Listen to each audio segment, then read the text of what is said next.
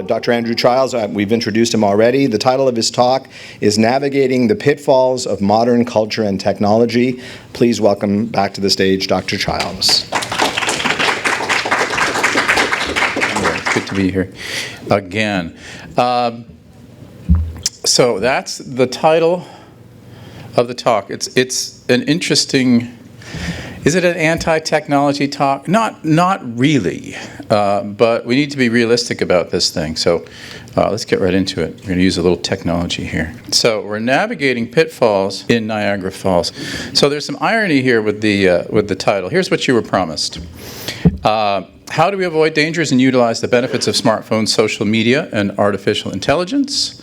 Point number 2, how do we recover an authentic Catholic culture in our own lives while living in a world so opposed to God? And point 3, how can all of this help me find a good spouse and create a positive family culture for my children? Those are nice promises. And I was very pleased to find that I was talking about this when I found it on the website. And I find that a little bit ironic. Kevin and I talked about my coming to do something here back in the winter. And I promised him that I would get back in touch with him and we would hammer out the details of a topic. And thankfully for me, by June, Kevin had hammered out those details, and I found out those details by going to the website, which is okay, as it turns out.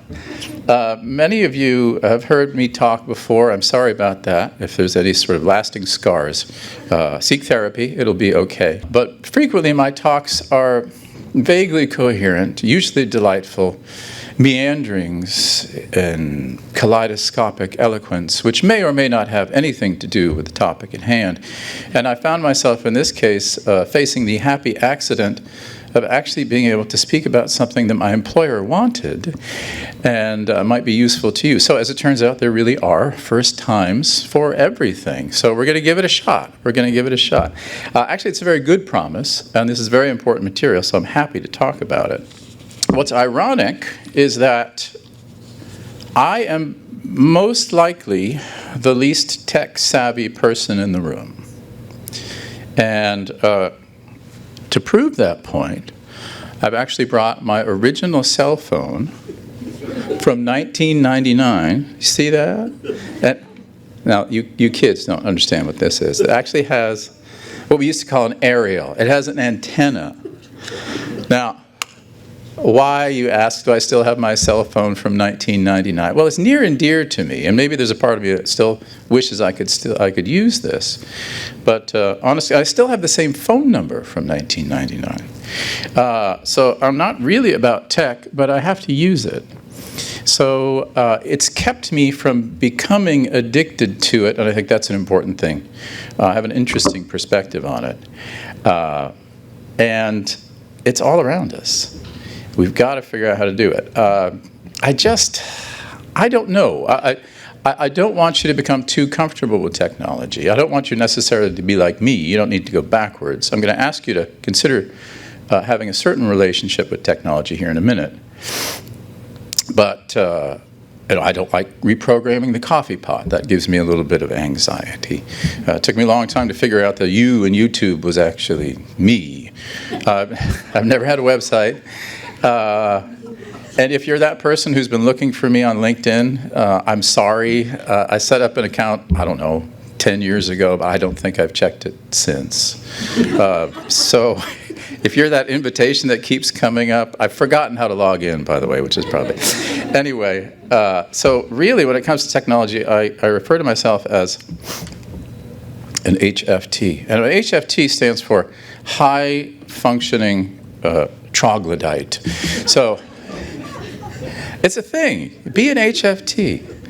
A troglodyte is someone who is deliberately ignorant, old-fashioned, a hermit who lives in a cave. Now, when it comes to technology, I'm okay with calling myself this, and here's why. If we define ignorance as a lack of knowledge and a scrupulous avoidance of potentially very dangerous technology, then yes, I want to be ignorant about that. Now, this interesting thing about the cave is that we understand what Plato defined the cave. This allegory of the cave is a beautiful thing, and never has it been more appropriate. So the allegory of the cave is this. There's an external light force. That's reality. That's truth. And you have a bunch of people sitting inside, turned away from external reality outside, and staring at flickering images on the wall at the back of the cave. It's very interesting. That's very interesting.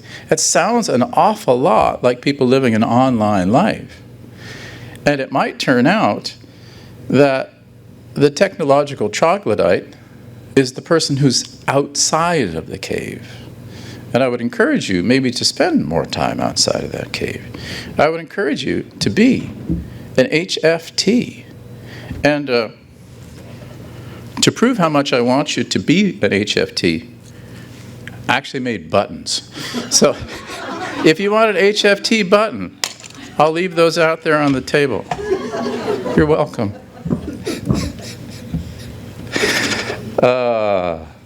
Outrageous. All right, first point. How do we avoid the dangers and utilize the benefits? Utilize the benefits of smartphones, social media, artificial intelligence. We're going to spend a lot of time on this point, but we will start with principles and definitions. And I love definitions because you have the distinct advantage in an argument of being able to claim real objectivity. A lot of times, when you argue with people, they're saying, well, you're not being fair. That's your opinion. I invariably will start with a no-kidding dictionary definition. They're often very revealing, and they'll tell you sometimes more than you expect, and they'll take you in some very interesting directions. So we're going to spend a lot of time with definitions, but we'll always stick to principle. When you're in an argument, the more emotionally detached you can be, the more intellectually objective you can be, the better. The better. I call it keeping the rhetorical temperature low. As soon as things get emotional, invariably, you're going to have hurt feelings and rationality is going to kind of fly out the window. So be careful. All right. So, first and foremost, we have to understand we are talking about computers. Your phone is a computer, and this is what I call the diabolical end of the Industrial Revolution. So the Industrial Revolution, we all know, was perilous because, in principle, it was machines taking over the work of men's hands. This was a big deal. There's something about making things with your hands. And the industrialists would talk about efficiency and large-scale production and things like that. They didn't talk about the dark side of the Industrial Revolution, which was the loss of humanity and the abuse of workers and perilous working conditions, etc.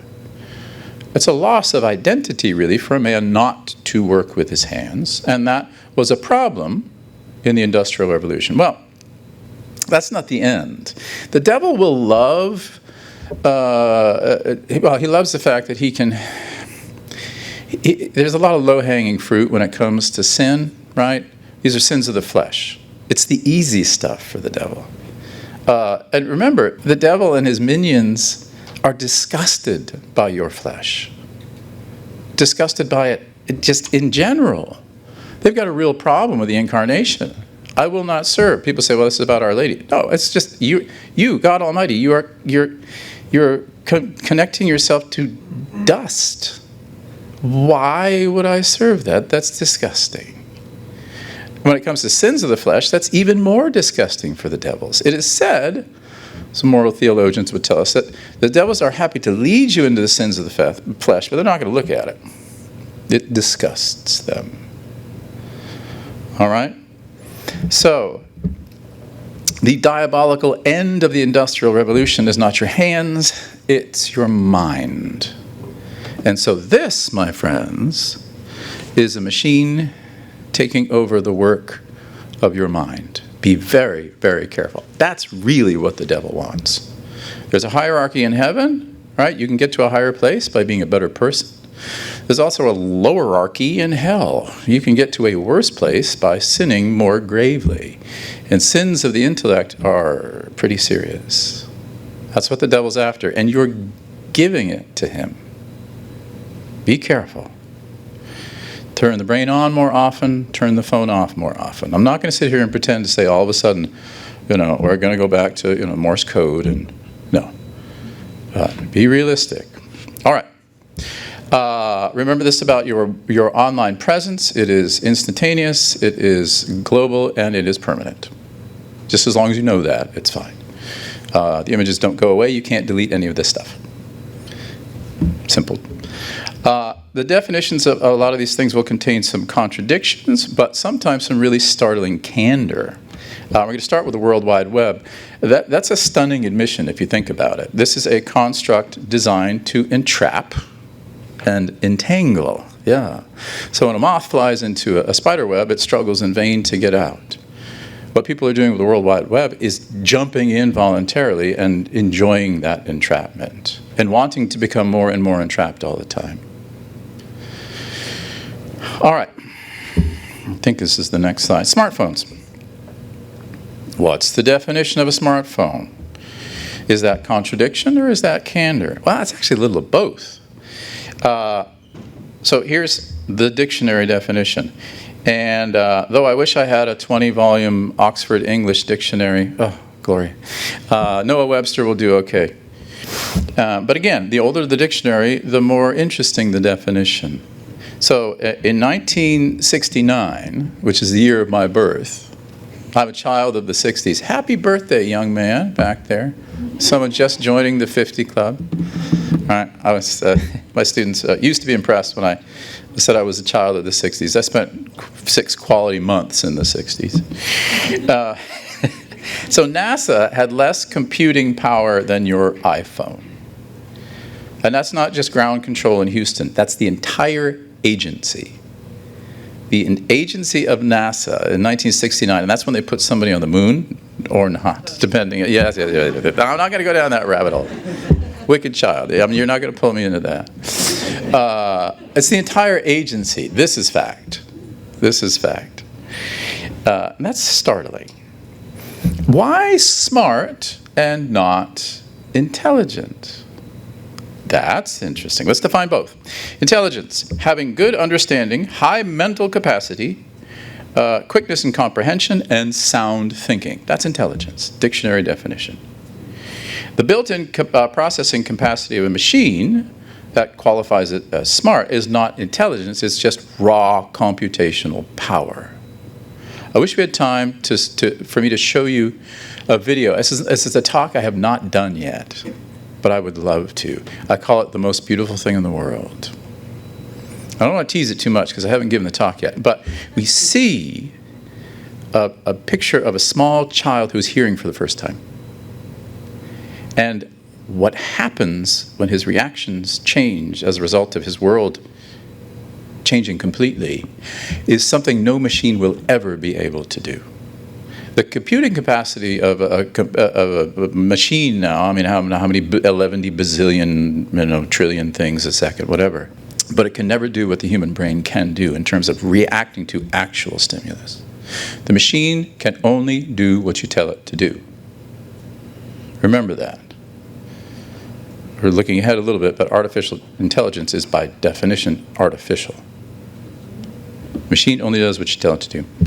All right. Smart. There are 20 definitions of smart. The majority of them actually have to do with sharp, stinging pain. Think about it. It's only obliquely associated with intelligence. When you smart, you hurt. Pain has been inflicted upon you. And it's one of those things where someone's very cleverly used that word in association with the phone. Because in fact, they could say, I told you from the outset this was going to cause you pain. This is a smartphone. There's a wonderful Twilight Zone episode called To Serve Man. Remember that? So the aliens come down and we're trying to crack the code. They have this wonderful book and they're being really nice to us. And then finally some nerd cracks the code and the book To Serve Man is a cookbook. All the ways to serve man, right? Fricassee, boiled, fried. right? I mean, you can't blame them. We're made mostly of meat. But it's interesting. I think that's quite telling that someone might actually have thought, you know what? Smart. Indeed. Maybe your phone does make you smart. So, benefits. Very quickly, convenience, instant gratification, and the world at your fingertips. Those are the benefits of the smartphone. Dangers. Convenience, instant gratification, and the world at your fingertips. It's just the same. And you're in charge of how you use it. It's kind of dangerous. Now, beyond that, we have a loss of cognitive function, we have moral peril, and we have isolation. So, loss of cognitive function. How many phone numbers do you know from memory? Oh my word. I'm usually in a state of mild depression. It's just sort of my happy place. Somewhere between depression and despair. I'm a little happier if the sun is not shining. That giant celestial orb that's trying to kill you. Nowhere to hide from it. But I was without my phone for a couple days last week. I left it at my in-laws, who live close to a lake in which my glasses now reside. That's another story. Anyway, so I was without the phone for a couple of days. I thought, well, this will be bliss. It was not bliss. It was very frustrating. I had my wife's phone number memorized, but I realized, to my horror, I do not have in my memory the phone numbers of my children. Why would I need to memorize that? So this is going to be a project of mine this year. I'm going to memorize a phone number every day. Really, just to get some of those things back in there.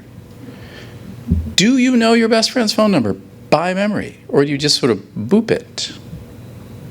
Your brain is a muscle. You have to work it. You have to work it. And all of the work that we do on our screens is largely passive.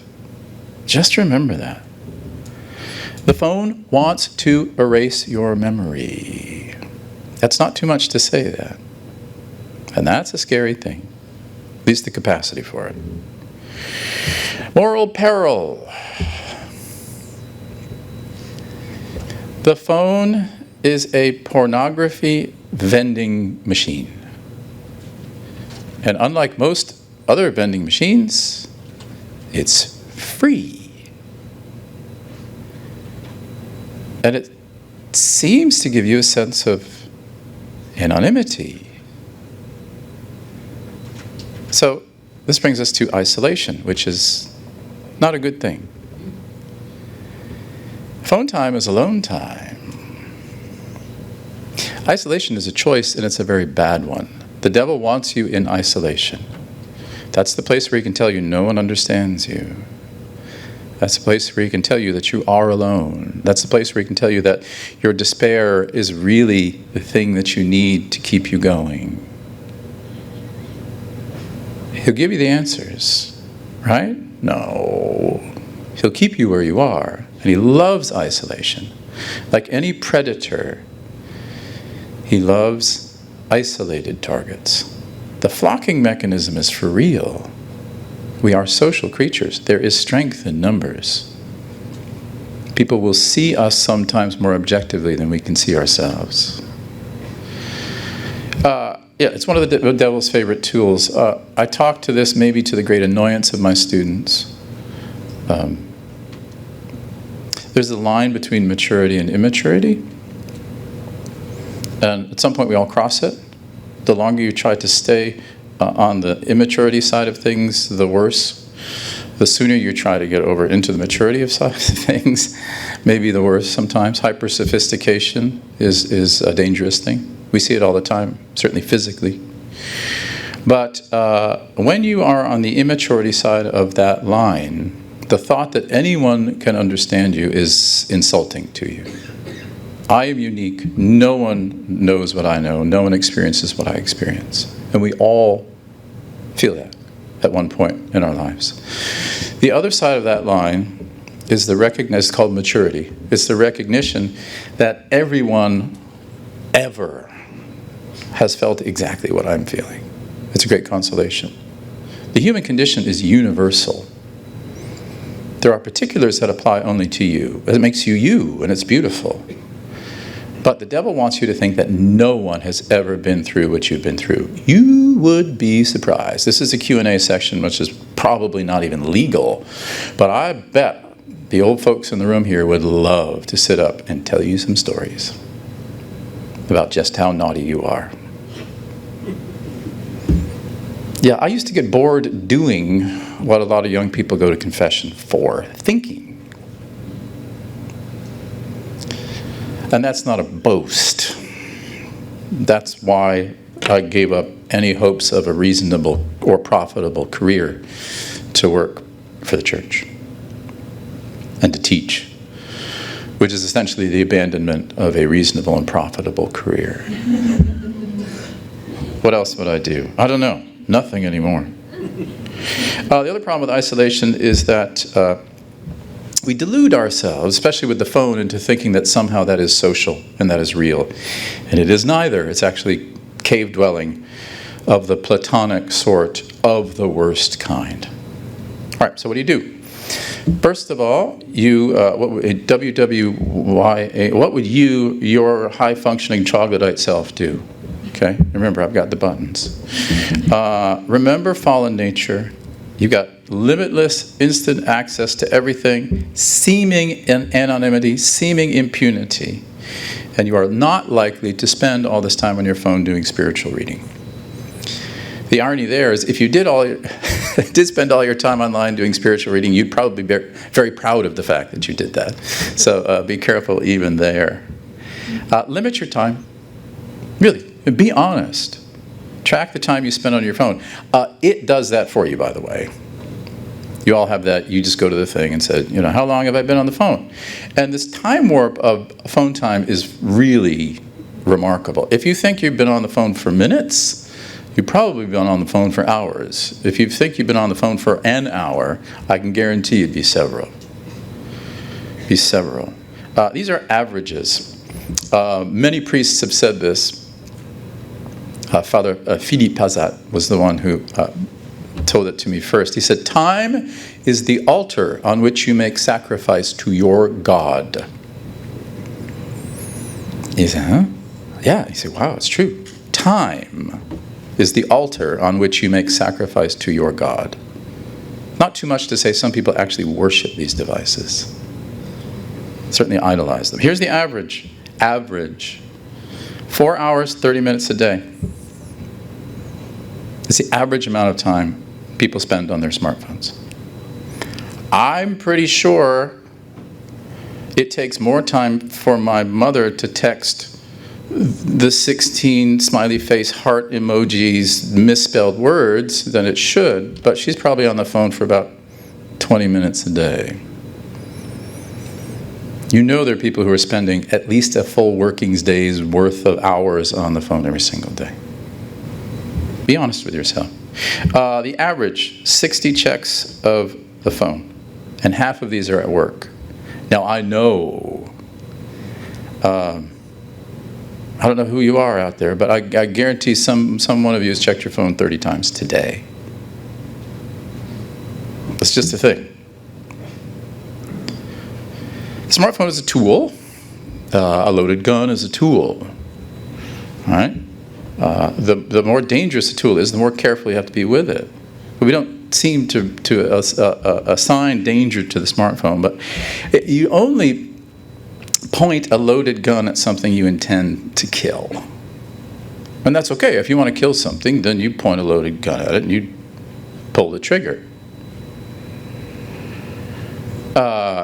And a lot of people spend hours a day with their smartphone pointed at themselves. That's more than a metaphoric danger. Anyway. All right. Practical. Bed check. Sleep with your spouse. Sleep with your cat. Don't sleep with your phone. Please, don't sleep with your phone. I'm serious about that. And for those of you who are grumbling, I see your I hear your teeth clenching out there. You'll take my phone out of my bed when... What are you doing in my bedroom? That's creepy. I see what you did there. It's my only alarm clock. Tell you what, if your $1,000 smartphone has rendered you bankrupt to the extent that you cannot afford a $15 alarm clock, I'm here on record to say the Fatima Center or I will provide one for you. It's my only alarm clock. No! Get an alarm clock. It's great. They get louder when they beep. Did you realize that? Beep, beep. Yeah, etc. When I left the house at 2:45 the other morning, I was about halfway to Kansas City when I really, really hoped that I had turned off the alarm clock so it wouldn't start screaming at my wife at 5:10 in the morning when it usually goes off. All right, keep your locations on. This might be an ironic tip, but don't be in the habit of thinking that you're hiding from anything. Let it know where you are. Let them, whoever they are, know where you are. They do anyway, and you should not think that you have anything to hide. I console myself with the knowledge that God sees and hears everything I do, although sometimes I'm ashamed of what he sees and hears. You are on camera at all times. You realize that? You're being recorded and observed and heard, and God, your guardian angel, they're all watching. It's a little disturbing sometimes, but you're not hiding from anything. So what do? At least, never in bed. So keep the phone out of your bed. Let's start here. And challenge yourself to do this. Never in the company of others. This drives me crazy, and I'm not quite ready to say it's just an old guy thing. But when you see two people who might be conversing with each other, both texting at each other or that's disturbing to me. It should be disturbing to you. What would I miss? I don't know, but you're missing the human being who's standing in front of you. That's a real intrusion on reality, and it's a real, if you think about it, it's kind of insulting to your friend who's standing right there. So that's a challenge. That's a challenge. I don't know, maybe that's the only way to communicate. Maybe you're having a fight. I'm not talking with you, but we're right in front of each other and we're just texting back and forth with madness. Isn't this something? What thumbs? What thumbs we have. When they dig us up in 1,000 years, they'll say, wow, the heads are pretty small, the brains are pretty small, but man, look at the size of those thumbs. Tremendous. What have they been doing? All right, social media. Let's define. Is this a contradiction or is this candor? Well, it's two words. We're going to start with medium. Now, medium, we assume this is a means of communication, right? The media.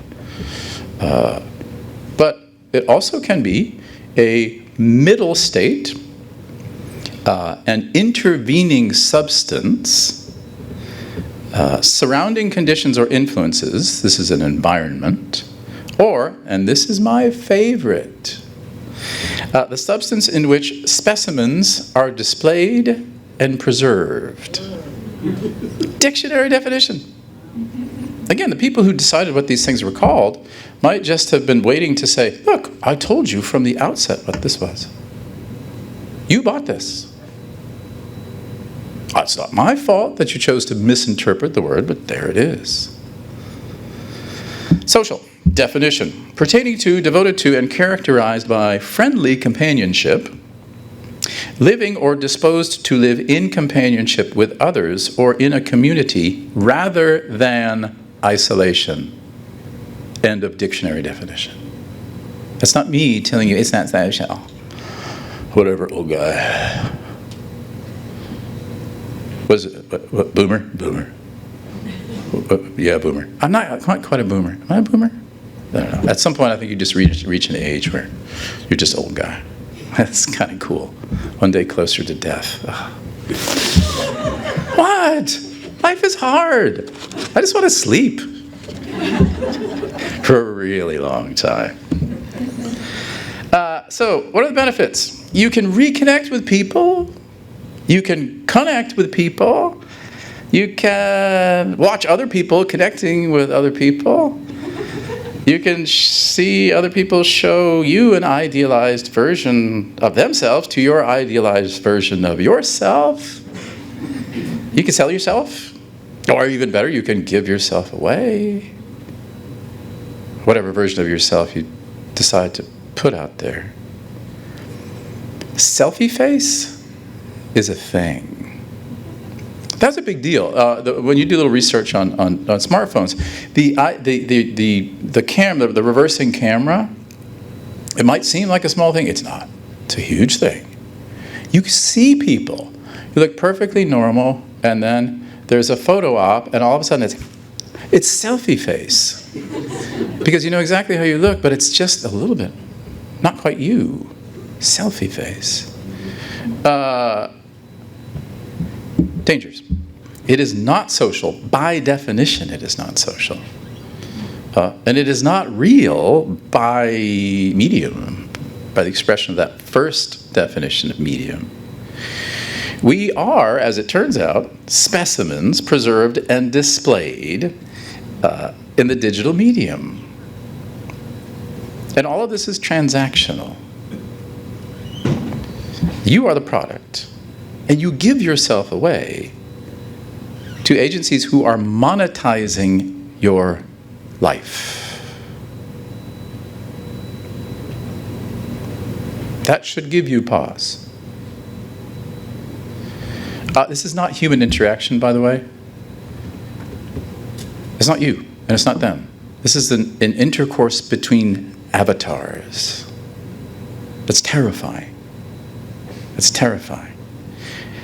And you get paranoid, though, don't you? You fear missing out on things. You fear a lack of affirmation. You fear freedom, really. You ever heard of the Stockholm Syndrome? Yeah.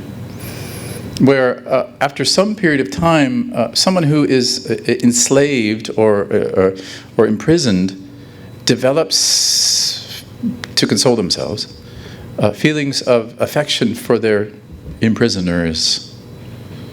You don't want to be free from the phone. You think it's got your best interests in mind. First of all, it doesn't have a mind, and second of all, it doesn't. It wants to monetize your experience. And you're generous enough to give that to it, whatever it is. So, it's also based on lies. You know that. The pictures really aren't real. TikTok, the spontaneous TikTok videos are as painstakingly staged as they can possibly be. You have to know that. Women don't actually feel that way about certain things, right? But they sure like to look that way on TikTok because they'll get 11 bazillion views and likes. And there is real danger. The reality of a lot of these interactions is that a 13-year-old girl might think she's talking to a 13-year-old girl who's actually a 50-year-old guy. And these meetings are arranged, and abductions happen. It's terrifying. Anyway, what would you do? What would your high-functioning troglodyte self do? Challenge yourself to get off as much as you can. It's sort of like a train, right? And if you're spending a lot of time on social media, that's sort of the express train. At least challenge yourself to take it only to work. I don't know what the analogy is. But somehow you've got to slow things down a little bit. Maybe, I don't know, do you post, is there a certain number of times you post a day? Post one less every week for a month or two. Impose as a great penance, and it's a heroic penance anymore. Take a day off. Or take an hour off. Offer that up in reparation. That is serious. It's a sacrifice.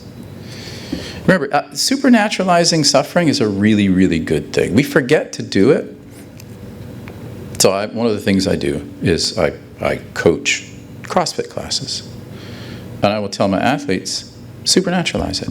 You're about to put yourself in some pretty severe discomfort. Supernaturalize that. Offer that up for someone. God likes that. All right, artificial intelligence. Now, I'm going to say from the outset, I'm going to approach this from the academic standpoint, because we deal with this primarily in school.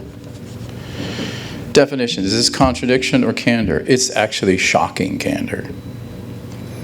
It says from the outset it's artificial. What is artificial? Made by human skill, not natural. Imitation, simulated, sham. Way to go, Noah. Noah Webster, nailing it.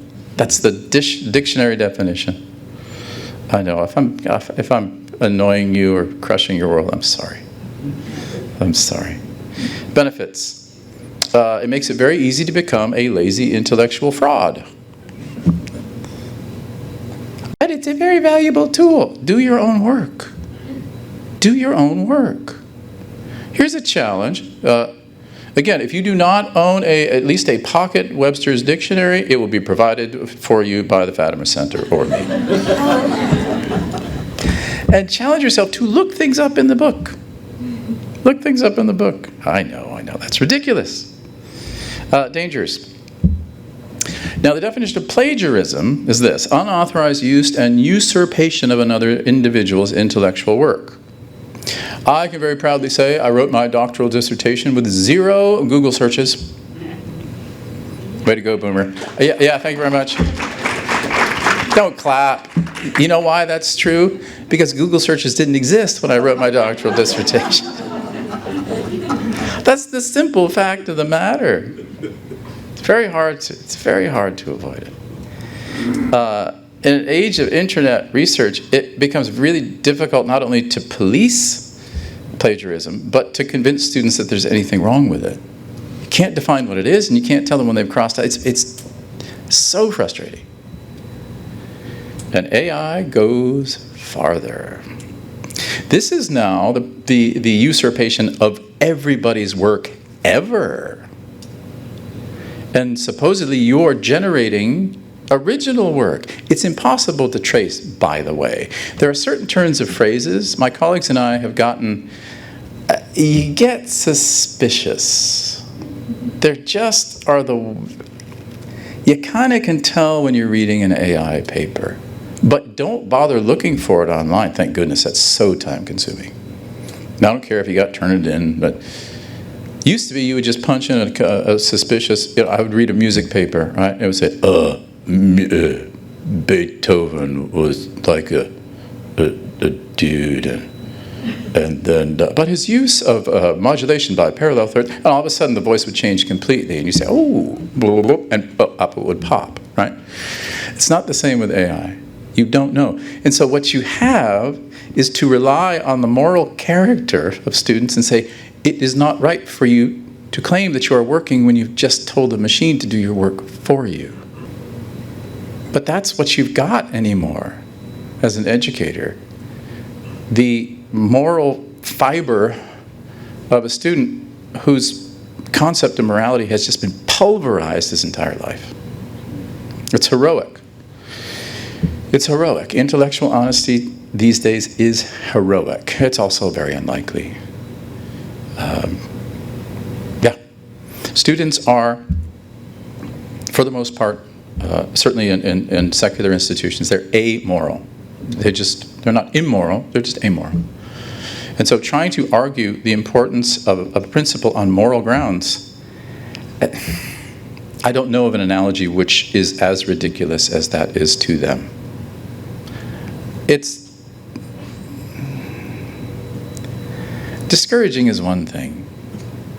That's actually demoralizing. But we go on. But don't let the machine take over the work of your mind. And an AI-generated paper is not your work. The fact that you came up with a prompt, that's not a paper. Anyway, what do you do? This might seem simple, but the answer may well be books. Tole, take them up. Books are great. Handle them. Smell them. Isn't that great? Ew, stinky. Ew, ew, ew. Yeah, well. Leave them in the car overnight in winter on purpose. They don't mind. They're very tough. They're like huskies, right? When you open them up, cold comes out of them. You've all experienced that, right? It's like the cold coming out of a book. He said, no, it's all right. I'll warm you up. So I'll warm you up. You got to develop a physical relationship with books. Handle them carefully. They need you. But more importantly, you need them. You need them. That's the second part. Tole, leje. Read them. Read them. Slowly. Now, there's a difference of opinion on that. Yeah, don't read quickly. Don't read quickly. Read purposefully, slowly. Have a conversation with the text. I think it's a fine thing to read many books at a time. That's different than having multiple tabs open. For me, reading multiple books at the same time is like having many friends. And when I have a conversation with this friend, I don't think I'm having a conversation with the other friend. You go to a different place, and your brain can really handle that. It's amazing. Your brain's really kind of neat. So that's fine. But so you don't get through a book for a while. Don't despair. Just leave it there. It'll be waiting for you. And jumping back into that book, you'll be amazed. It's that same feeling you get. Remember when you haven't seen that friend for 10 years? And you pick right up. You pick right up where you left off. And in some ways, it's even better. You might have to go back a couple pages, but what's the first thing you ask your friend you haven't seen for a while? Yeah, catch me up. Catch me up. Anyway. Last point. I am not a voice from heaven saying unto you, write, but write. This is impossibly old guy. I get it. This is where I lose you, right? Have a journal. Have a notebook. But the nicer the notebook, the better. Write stuff in it. Draw a little picture. Have a poem.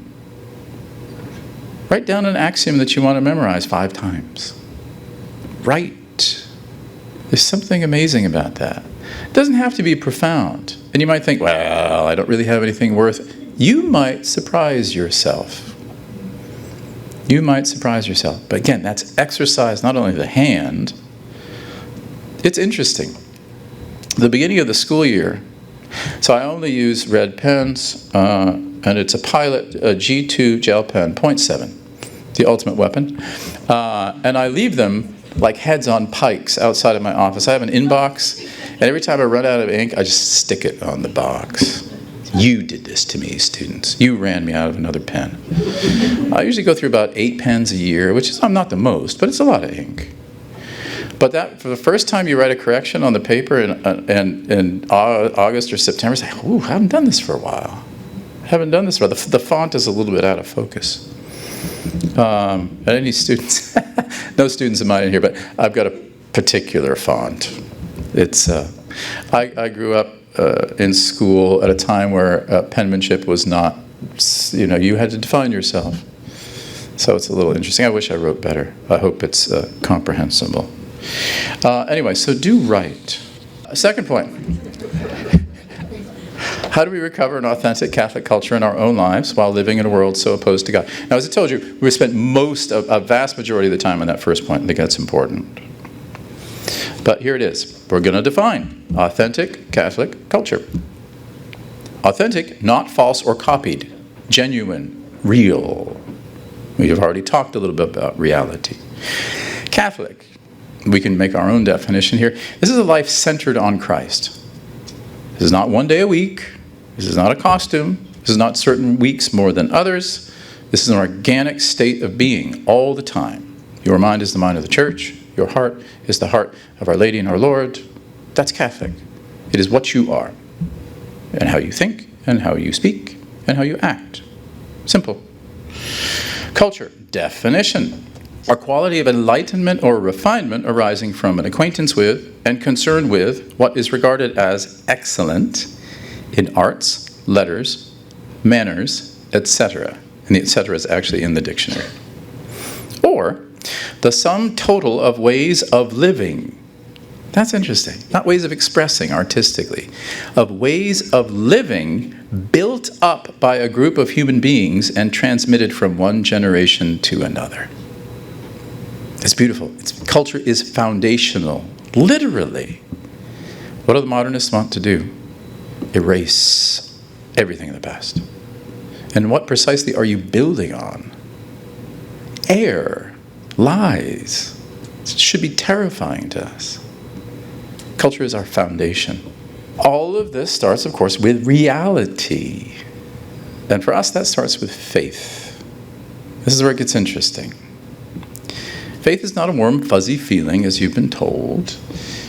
The articles of our faith, the object of our worship, these are real things. Pope St. Pius X characterized modernism as the synthesis of all heresies. Think about that. That's a really big deal. A single heresy is a big deal. The synthesis of all heresies, and this is 1907, that's a really big deal. Modernism is a big deal. It is marked, in his estimation, by a denial of the supernatural. Also very important. So when you are dealing with someone who denies the supernatural, this is not a difference of opinion. It's an alternate reality. You have to understand that when you're talking with a modernist or an atheist. You are occupying different realities. It's terrifying to think, but someone who denies supernatural reality is unreal in a certain way. You've got to understand that. I hope that inspires us to be a little bit more patient, a little bit more compassionate, a little bit more charitable. But they have to be brought to the understanding as fact of a point which they think is fantasy.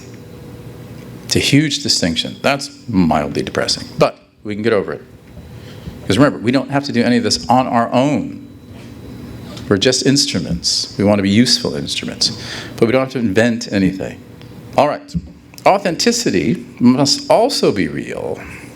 It does not mean thinking you need to look or sound a certain way. You might be a guy who can authentically pull off that sort of top hat and ascot and walking stick look. I haven't met that guy yet, but there are some people out there who want to don a costume and think that they can sort of change the reality that surrounds them. You might want to sell all your belongings and become a homesteader. Again, if you're that guy, great. I'm not. The chickens would revolt and run away. The crops would die to spite me. And I would sit there Job-like on a dung heap saying, and I'd probably get a sunburn because... So I'm not that guy. That would not be authentic for me. It's important to remember what's authentic for you.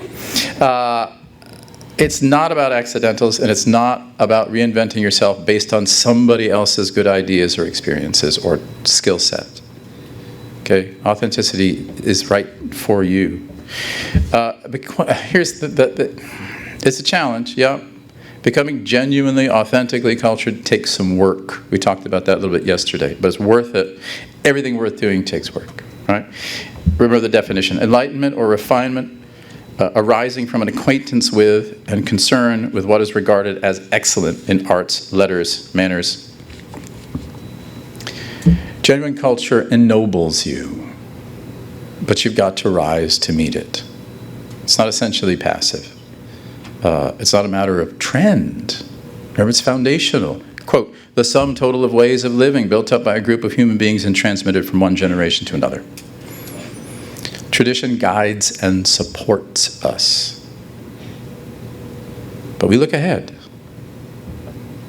Right? We look to the past, but we don't live there. We must move forward. God has put us in this time not to look backwards, but to move forward. Tradition is the foundation, but like any good parent, it compels us in that forward motion. It doesn't hold us back. Remember that. Wordsworth, a good poet. Pray for him. Remember, all your old dead friends, like Shakespeare or Bach, they can't do anything for themselves. You can still help them. You hear a beautiful piece of music by a dead guy, pray for him. These are your old dead friends. They're helping you. Remember, the thing that you need most to comfort yourself in a moment of despair or sorrow might be a poem written by a guy who died 300 years ago. And that's a point of intersection which is real and immediate. And for God, he says, all in a day's work. I have arranged that intersection outside of time for all eternity. You're welcome. Amazing. Pray for these people.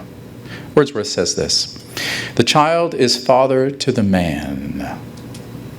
Isn't that something? It's a beautiful, there's more to that line, but remember, the culture we establish becomes our children's tradition. It's kind of neat. Truth, goodness, and beauty remain absolute, and they are all marks of authentic Catholic culture. The excellent in arts and letters and manners and music, these are all very well known. And if they are unknown to you, find a guide. You're a couple well-asked questions away from having all the homework you'll ever need. Guides love to give assignments, and they love to talk about what they love. Why? Because they love to hear themselves speak, and they want you to be dazzled by their erudition. No, we kind of want to help you. I mean, you could be dazzled by my erudition if you'd like. Let's call it the cherry on the top. We want to help. Third point. How can all of this help me to find a good spouse and create a positive family culture for my children? Technology is from the devil. Well, a certain amount of it is. But here's more irony. A show of hands, and maybe an internal show of hands. Who's ever been on a Catholic dating website? You don't need to raise your hands if you don't want to, but maybe nobody has. No. I found my wife by chiseling a note to her on a clay tablet, and no. Oh my word, when I found out that she was born in the 80s, I almost had a heart attack. So when were you born? I mean, it was so subtle. 1982. Eight. There's an 8 there. So we're 13 years apart, and 3 glorious years every decade. She runs gloating around the house, prancing like a fawn, delighted in the fact that we're separated by 2 digits in the tens column. Right? It's great. You say, yeah, it's creepy. No, not creepy. My word. What a creature. It's good to know what you don't deserve. The statistical likelihood of my ever meeting my wife, it's impossible. Only God could have arranged that. But there's 0% statistical chance. We grew up in different places, different lives, different generations. And maybe not the first time I saw her, but certainly shortly thereafter. There was 0% chance that she would not be mine. I didn't play fair. I cooked her yummy food. It's amazing what women will do for dark chocolate ganache balls. I give you yummy food, you give me your life and make me beautiful children. Done. Anyway, the irony these days is that I know a lot of people who have established genuinely successful relationships with online dating services. Because it's a way to focus a search. And if you're doing that online, you're not going to be able to lie about yourself for too long. Because eventually you're going to have to meet. And if that doesn't equal that, so it's interesting. That's a positive use of technology when it comes to finding a spouse. And in a lot of cases, I mean, we tend to be sort of isolated as traditional-minded Catholics. It's hard to find somebody of like mind. So it's interesting.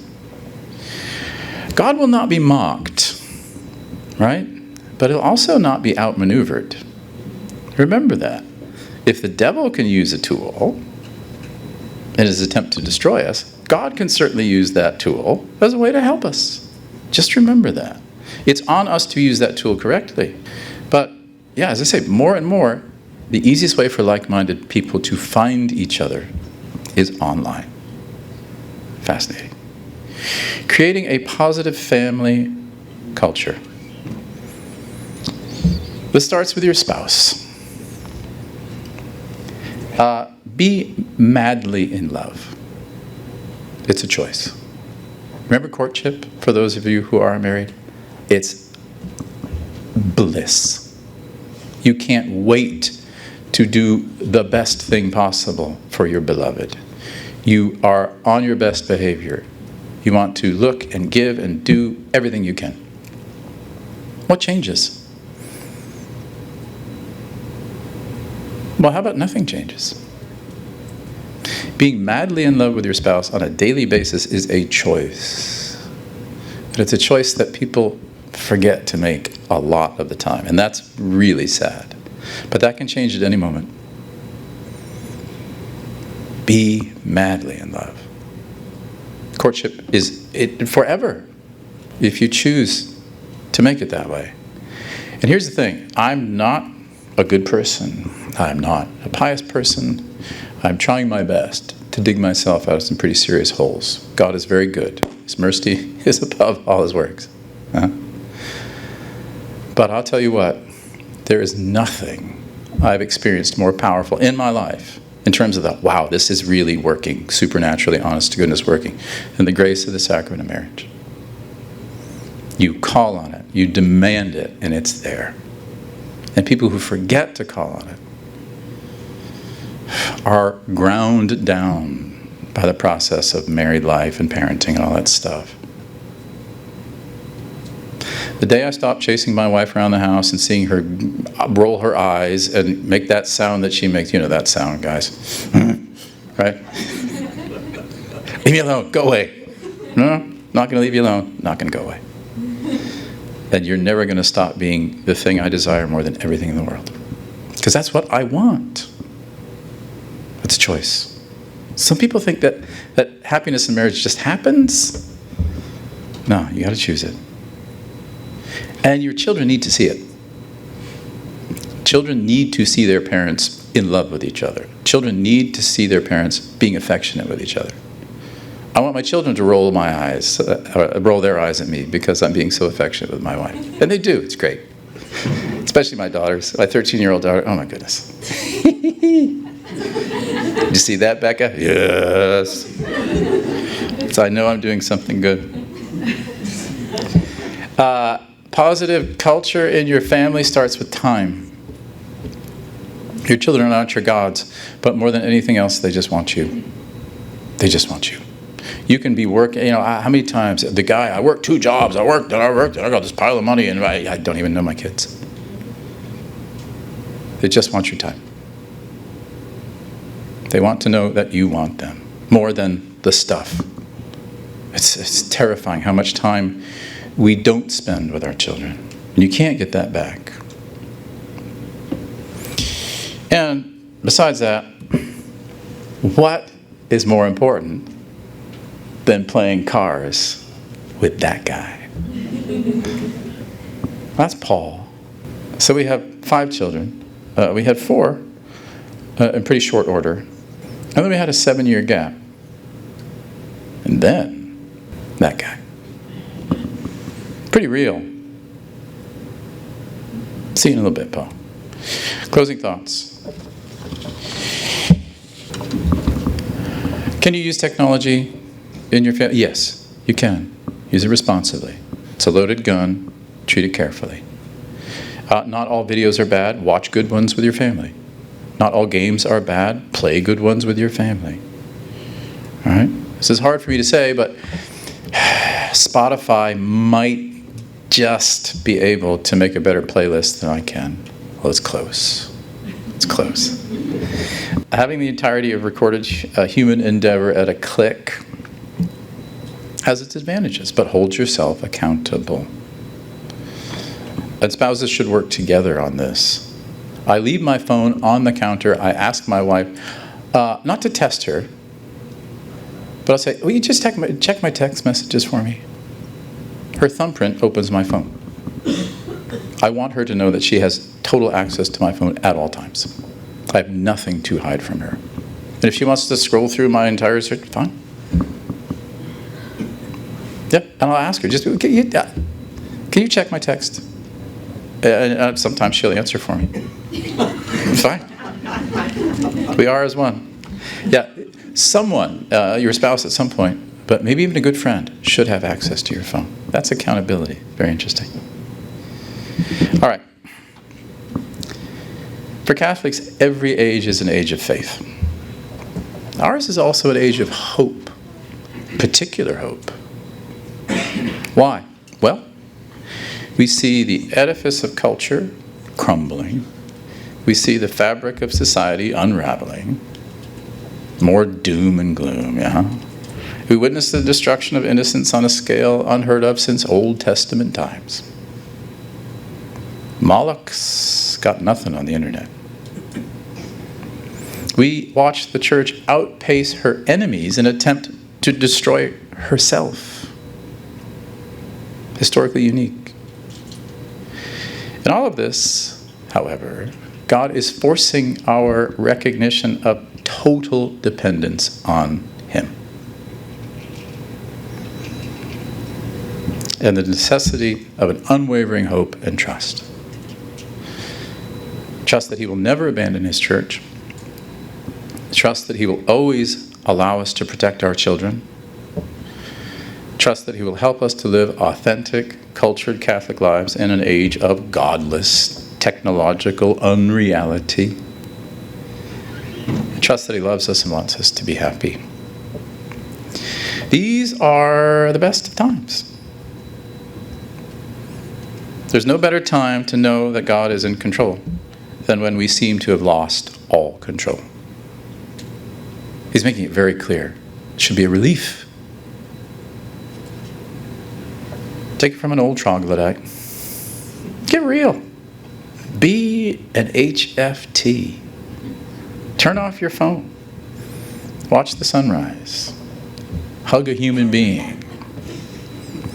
Be at peace. Thank you.